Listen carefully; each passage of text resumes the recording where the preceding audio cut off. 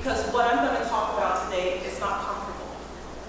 I work with women who come to me because they have anxiety, they want to feel better, they feel a little off, and they don't know what's wrong. Some of them have had sexual childhood trauma, some of them are in bad relationships, or some of them just, they don't know why they're not getting ahead of where they want to be.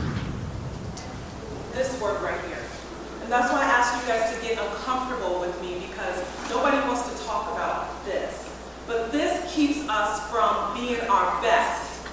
It's what we're hiding away. So I'm going to talk to you about what my shame was. Because in order for me to be the whole person, that means that I had to step into outside of my box, like Cindy said, and love all of me.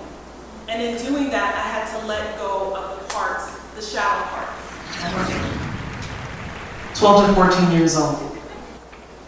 And I didn't realize that my mother was just afraid of something happening to me. It was just her approach, and that was the best way that she knew how to teach me, was to instill fear in me.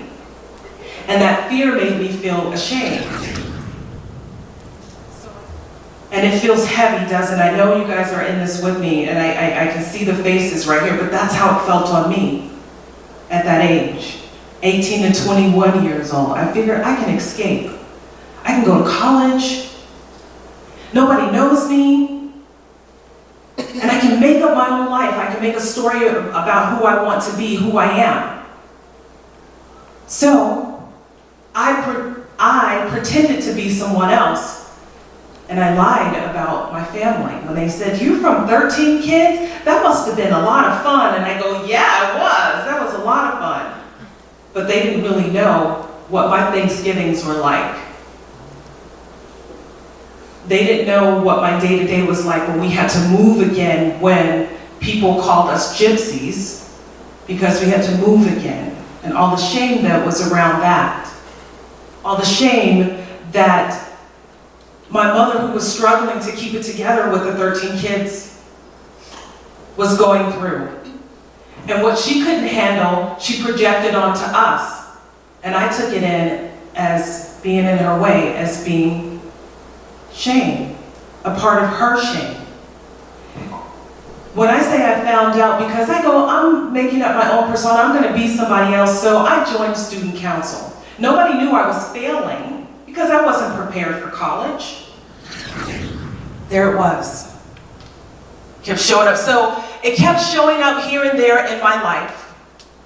When I tried to step outside that box, their shame was, because I didn't know any other way but to be ashamed or either hide it.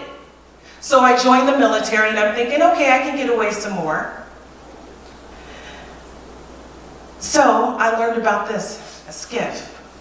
Sensitive compartmented information facility. So anybody in the military, if you have a high enough clearance, this is where you go to have all your secret conversations. The bat phone is in there, I called it. This is where you go to have all the secret conversations.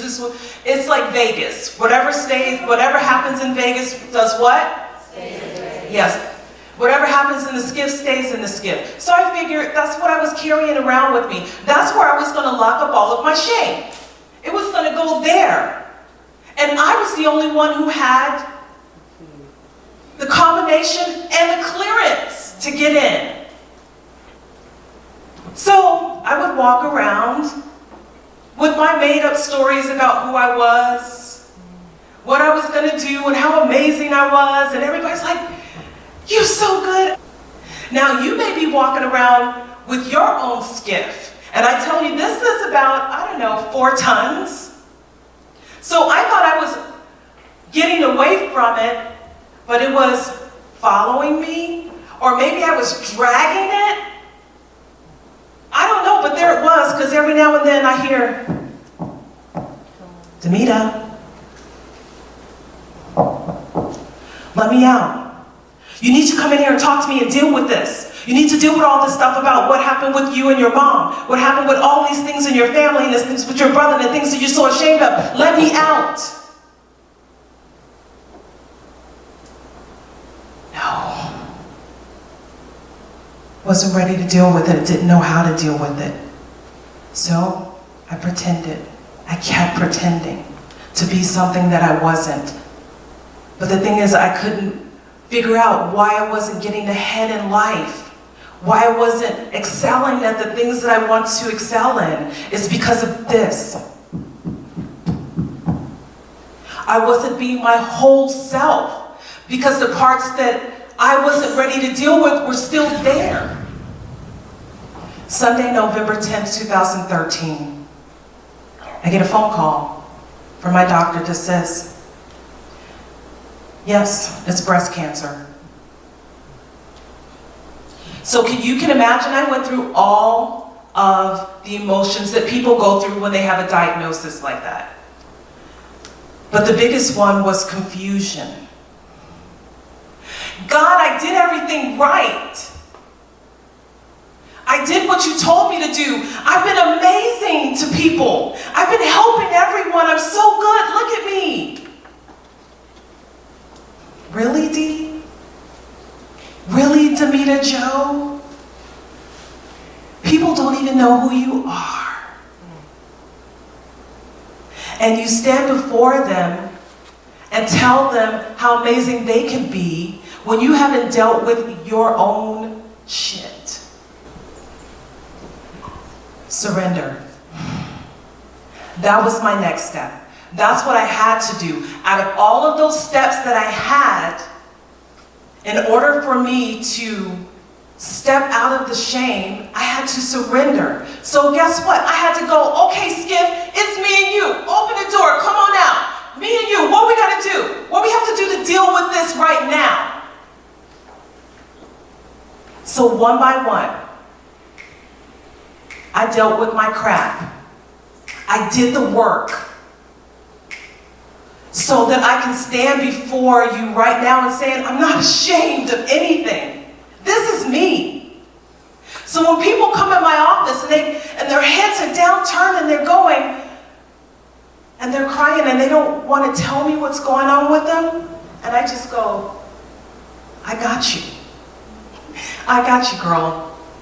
Because it ain't nothing that you can tell me that I haven't seen or heard or been through myself. Because you are perfect, whole, and complete. You just don't remember because you got a skiff that you are carrying around. And if you're ready to let go of that skiff, open the door and we're going to deal with those things one by one, by one, by one, until they are cleared. Until they're cleared. And then you can step into your greatness. You can really step into this. Because that's what you want. And in order for you to get that, you can't lie. You cannot pretend. Whatever has happened to you is not still happening to you unless you choose it. If something happened to you at 5, you hold that little 5-year-old and you go, I'm sorry that happened to you. Kick their ass right now at 5, and then we're going to grow up empowered at 7 and 8 and 9 and 10 until we move forward in life and step up and say, I'm Teflon, nothing can touch me, it's sliding off because I've been through it.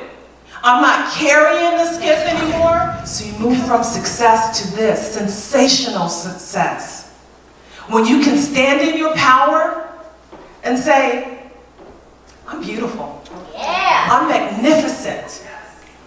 I'm wonderful, I'm great, and mean it. When there's no self-talk in the back going, no, you're a lie. And I'm like, no, you're a lie. Because the lies I told, I don't remember those anymore. I don't have to tell them anymore. Because whatever I've been through has made me amazing, has made me stand up straight, has made me walk on this stage to be here, right here with you all now saying, if you need help, go get it. If you want help, ask for it. Surrender. Let go of that shame. Thank you so much.